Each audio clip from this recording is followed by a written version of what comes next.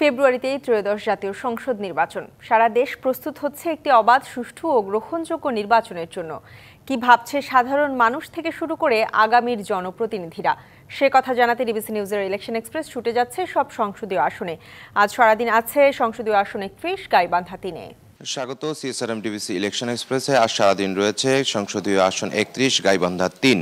এই মুহূর্তে আমাদের সঙ্গে উপস্থিত রয়েছেন ইসলামী আন্দোলন বাংলাদেশ সাদিকপুর উপজেলার সভাপতি মাওলানা এটিএম আওলাদ হোসেন। তার কাছে জানতে চাইব তিনি এই ইসলামী আন্দোলন বাংলাদেশ থেকে এই আসনে মনোনয়ন পেয়েছেন। তার সঙ্গে আমরা কথা বলবো তিনি তাকে কেন জনগণ মেনেন এই আসনে ভোট দিবেন, যে আপনারা এ পর্যন্ত কি করেছেন এই আপনার সংসদীয় আসনের জন্য, তাই কেনই বা আপনাকে ভোট দিবে সাধারণ মানুষ। আলহামদুলিল্লাহ, ইসলামী আন্দোলন বাংলাদেশ হাত পাখা প্রতীকের পক্ষ থেকে ডিবিসি ইলেকশন এক্সপ্রেসের ধন্যবাদ।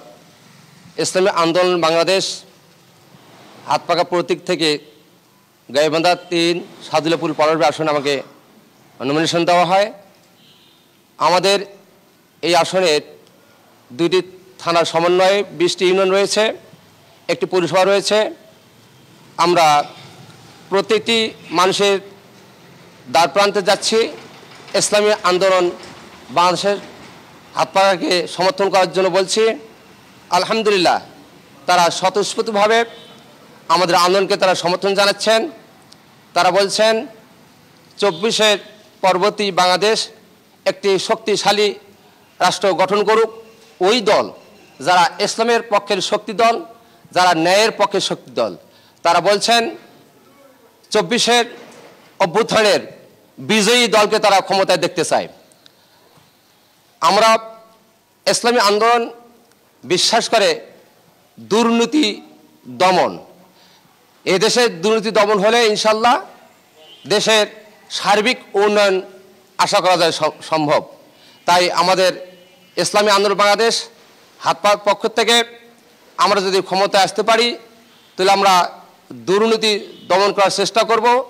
যে সেক্ষেত্রে যেমন মানুষের বেঁচে থাকার জন্য সব যে প্রধান হচ্ছে খাদ্য, আজ তরল জাতীয় খাদ্য এবং কি প্যাকেটিং খাদ্য, বোতলজাত খাদ্য, শুকনো জাতীয় খাদ্য, প্রতিটি খাদ্যের মধ্যে ভেজাল।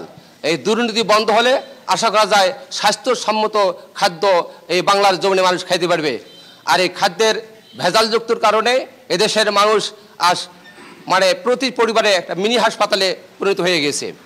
দুর্নীতি দমন হলে মানুষ চিকিৎসা স্বাস্থ্যের জন্য যেভাবে হাসপাতাল ছুটে চলছে, কিন্তু আসলে হাসপাতাল থেকে থানার স্বাস্থ্য কমপ্লেক্স, জেলা স্বাস্থ্য হাসপাতালগুলোতে প্যাথোলজির দিক দিয়ে সেবা পাচ্ছে না।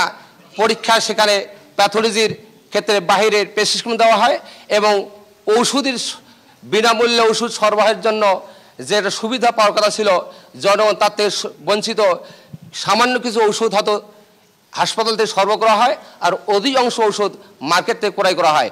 দুর্নীতি দমন হলে প্রত্যেকটি স্বাস্থ্য কমপ্লেক্সে সেখানে সময়ের উপযোগী প্যাথোলজির ব্যবস্থা করা এবং বিনামূল্যে চিকিৎসার বন্দোবস্ত করা।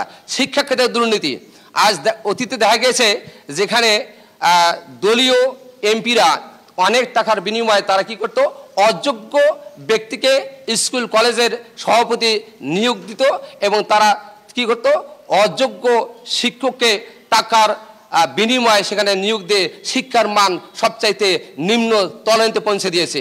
দুর্নীতিমুক্ত বাংলাদেশ হলে সেখানে যোগ্য সভাপতি সেখানে নিয়োগ পাবে এবং তার মাধ্যমে শিক্ষা প্রতিষ্ঠানে যোগ্য একজন আদর্শবান শিক্ষক নিয়োগ পাবে। তাহলে সেখানে আশা করা যায় জাতির মেরুদণ্ড শিক্ষা সেটা বাস্তব রূপে ধারণ করবে বলে আশা করা যায়। এক কথা হলো, জীবন মান উন্নয়নের জন্য দুর্নীতি মুক্তর বিকল্প কিছু হতে পারে না, যেটা ইসলামী আন্দোলন বাংলাদেশ একভাবেই তারা অঙ্গীকারবদ্ধ, তারা